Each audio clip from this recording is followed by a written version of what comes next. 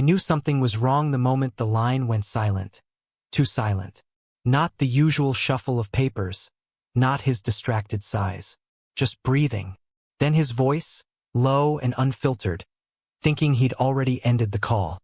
She's a burden. Has been for years. My name wasn't spoken, but it didn't have to be. It landed sharp, slicing through whatever illusions I still clung to. I stood frozen in my kitchen, phone pressed to my ear, listening to my father dismantle me piece by piece, while my mother hummed in the background, packing for their trip to Europe. After she signs the papers, we'll sort out the house. She won't fight us. She never does. A soft laugh. They thought I'd hung up.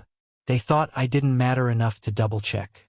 When the call finally clicked dead, I just stared at my reflection in the black screen. Expressionless, but fractured underneath. A burden. Not a daughter. Not even a person, just an inconvenience. That's where the story truly starts. Because I didn't cry. I didn't scream. I just turned quiet. The dangerous kind. And I whispered to no one, "Fine. Let's see who's truly a burden." End of hook. You need to understand something. I wasn't always the quiet type. I used to orbit them like the sun, warm, hopeful, believing that if I just kept giving, they'd feel proud someday. My dad was the dependable one. At least that's how I sold him to myself. Sunday pancakes. Advice on mortgages. Helping me move into the house I thought he was proud of me for buying. But love built on imagination is brittle. All it takes is one crack. The funny thing is, the first cracks came years ago. Little dismissive comments disguised as jokes. You wouldn't understand. You're too sensitive.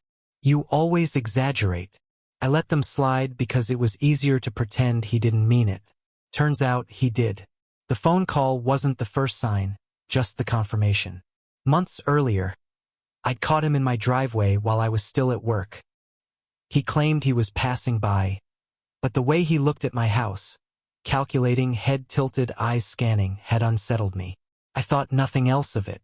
Then tax documents went missing. Mail was opened before I saw it. My mother kept asking odd questions about my assets, her tone syrup sweet. And then the subtle shift. My dad insisting I should update the deed. How family support required family trust. I felt the trap before I saw it. But it wasn't until that call, those words, that I realized how far they'd already planned to push me out of my own life. My first instinct was to confront him. But rage is loud, obvious. And I needed to be quiet. Invisible. I spent the night awake, lying in darkness, staring at the ceiling fan carving circles into the shadows.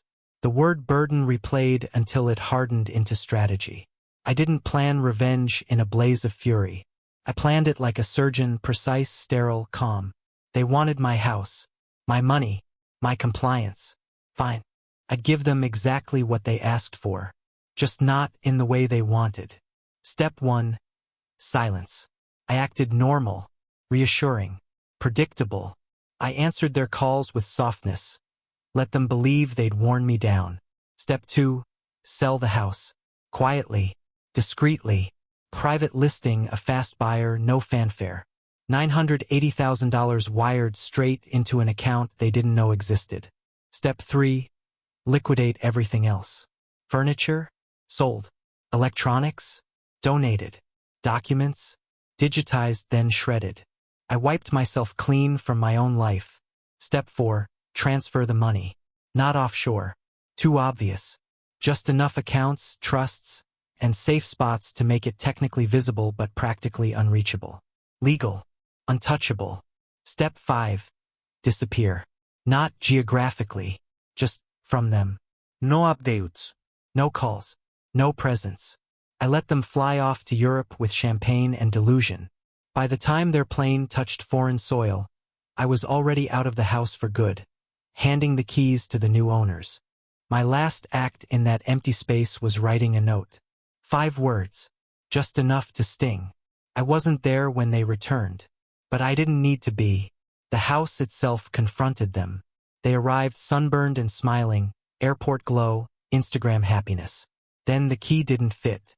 My mother's confusion must have flickered into panic. My dad's into anger. They probably blamed each other. They always did under pressure. I imagine them circling the porch, trying every key, every angle, until reality finally pressed its hand against their throats. The door opened eventually by the new owners. Strangers, smiling politely, and my parents walked into nothing. No furniture. No photos. No trace of the daughter they'd dismissed. Just the note taped to the bare wall. Surprise. A burden did this. I picture my dad holding it, reading it twice, maybe thrice, before the shame or the fear finally bloomed. That was the moment my revenge landed. Not loud, just undeniable. You might think I felt triumphant or vindicated, but the truth? I felt free. The kind of freedom that comes when you stop begging for a seat at a table built to belittle you. They taught me something that day, the day he forgot to hang up. They taught me that love without respect is just possession. That silence can be sharper than any scream. And that the most powerful revenge isn't destroying someone's life. It's removing yourself from it so completely they're forced to see what you were worth only after you're gone. I didn't vanish out of spite. I vanished because I finally understood. A burden isn't someone who needs too much. It's someone who gives to the wrong people for too long. And I'm done giving.